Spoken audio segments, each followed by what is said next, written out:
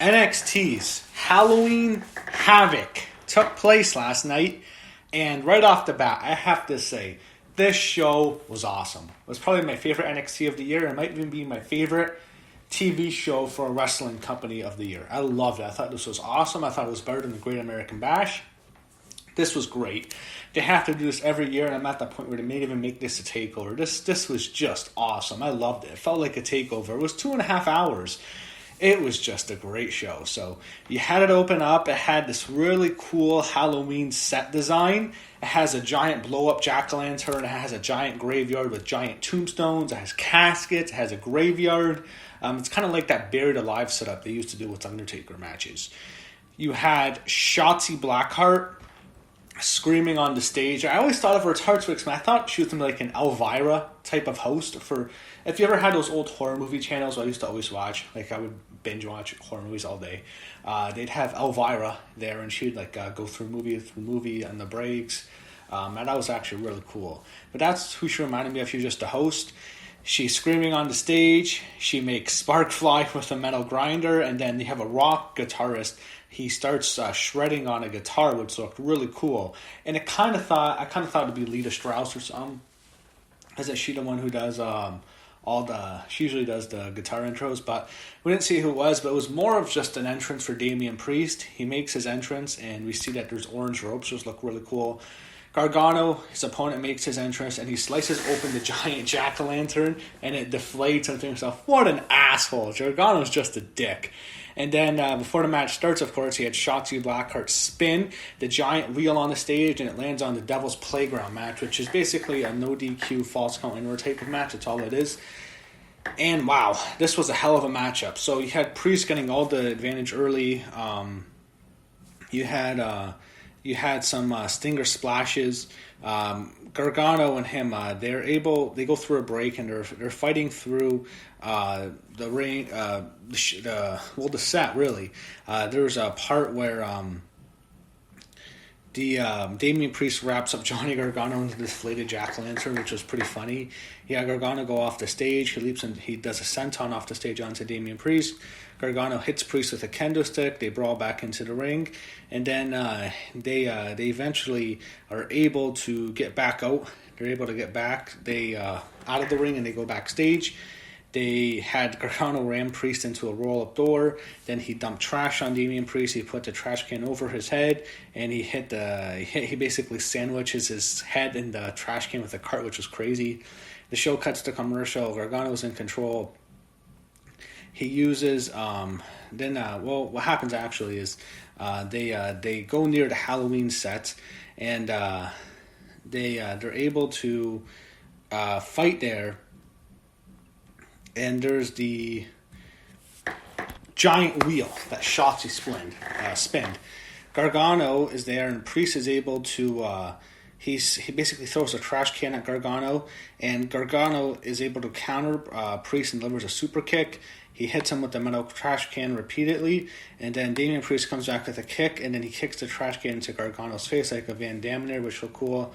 And then all of a sudden, there was also a part where Gargano hits a DDT, which looked cool. But before that, you had someone in a Scream costume come and hit Damian Priest with a metal pipe. So we get to see Ghostface make his WWE debut. Who's going to be Ghostface? I guess anyone could be Ghostface. It's not like it's a horror movie villain where it's one person. Anyone could be Ghostface. So maybe there's going to be a Scream gimmick in NXT. But someone comes and he hits Damian Priest behind with a metal pipe. Gargano then hits the DDT onto Priest on the stage, and of course uses the wheel for assistance. The person in the Scream costume then hands Gargano a giant tombstone. Giant Gargano hits Damian Priest with the tombstone. The tombstone shatters, and Damian Priest falls off the stage, and he's covered in dirt. He falls off the cemetery stage, just covered in dirt all the way to the ground. Just looked chaotic. It looked awesome. Damian Priest is out. Johnny Gargano pins Damian Priest 1-2-3. Johnny Gargano is now a 2-time NXT North American title, and it was just an awesome opener. We had Vic Joseph and Bad News Barrett on commentary. Joseph's dressed up as Wardlow from Where's Wardlow, and of course Barrett's Bad News Barrett again. You had Pete Dunne, and he makes his return. He had Pat McAfee come to the ring to cut a promo. He's backed by the new tag team champs. He then calls out Kyle O'Reilly. He interrupts them. He marches down towards the ring. He's getting ready to fight him, and then he had Pete Dunne come out. Pete Dunne and him and O'Reilly are there. And Dunne hands O'Reilly a chair, and this was just like the Shield breakup from 6 years ago. Remember? Rollins, Ambrose, and Reigns are in the ring. Rollins hands them steel chairs, and we see the same visual. O'Reilly goes forward similar to how Reigns and Ambrose were forward, and then from behind, Pete Dunne hits Kyle O'Reilly with the chair, similar to how Rollins hit Reigns with the chair and they broke him up. He turns on him. Pete Dunne makes his second heel turn, or actually probably his first real heel turn. He turns on Kyle O'Reilly, and who can forget? Remember the Undisputed Era screwed over Pete Dunne a couple of years ago at that NXT show in New Orleans with Roderick Strong, so maybe it's revenge for that. But they beat down Kyle O'Reilly, and Pat McAfee he basically announces Pete Dunne's in his group now. It's a new heel faction. It's a cool faction. They stood over Kyle O'Reilly, and I thought this was actually a really good angle. You had Cameron Grimes. He's upset to get in that van, and of course he has to fight the Haunted House of Terror match. He wanted to ride shotgun, and there's a zombie in the seat, and that's what scared him. Michael Hayes... Or actually, they had one backstage where William Regal had to take him to it. But backstage, he sees Michael Hayes, and Hayes pop out of the van, and you hear Bad Street USA playing on the speakers, and Hayes is wearing an orange Halloween-type suit. He gets in the van, and he goes to fight the Haunted House of Terror match. He had Santos Escobar against Jake Atlas. Cruiserweight title, non-title match. Not much of a match here. No one really cared. I didn't care. Next, we get to the Haunted House of Terror. This is really awesome. This is like a horror movie, but it's poorly shot. When they first had him arrive, all I thought was about the Boneyard match, Undertaker and AJ earlier this year. That's what this reminded me of. I got vibes of that. But we see the van come into the haunted house. Grimes climbs out. He tries to act tough. He keeps getting scared. We see Loomis lurking around like he's Michael Myers. And Grimes wandered throughout the house. Grimes approached the referee to task about the titles, about the rules. The ref spooked him, and then Dexter Loomis appears out of nowhere. He's able to escape throughout the house. It's basically shot like a horror movie. We even see the tricycle going there by itself, like it's a little kid. It's a ghost or something. Loomis is stalking Grimes throughout the house like a horror movie villain. Grimes locks himself in the bathroom, and he sees a silhouette of a naked woman, and suddenly Grimes felt very romantic. He took off his vest, he went in the shower, and it's a zombie. And she's a scary zombie, and he fled in fear. He ran around saying he was done. He wanted to get out of the house. Loomis grabs him. They brawl away, but Cameron Grimes gets away. He grabs a weapon from the kitchen. He's overtaken by more zombies. He runs to the van. He got in. He's in the van in which Loomis was in the van, which scared Grimes, and a freaked out Cameron Grimes ran away into the darkness, and it says to be continued, and it was. I thought this was really cool. Rhea Ripley took on Raquel Gonzalez. Nice win for Rhea. This was a solid matchup here. There was no gimmick here. This was just a good wrestling match. Rhea is good. I thought they'd do a little bit more with her, to be honest. But Gonzalez is someone I'm not sure how much they're really going to push. But, she loses to Rhea Ripley. She gets pinned. This is a decent match. You had Cameron Grimes. He's seen running down the road, and he's apparently headed for the Capitol Wrestling Center where the show takes place.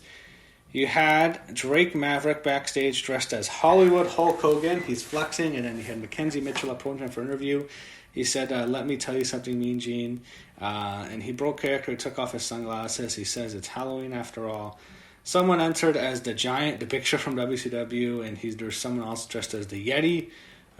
Then they sandwiched Maverick to recreate the infamous Halloween Havoc in 1995, which is a disaster. You had Killian Dane enters throughout dressed as a Shockmaster. He wouldn't do that was just dumb. The Shockmaster is still funny seeing it. It's classic now. Yeti and the Giant fled, and Maverick's upset that Dane did not trip like the Shockmaster. Anyway, that's kind of the joke.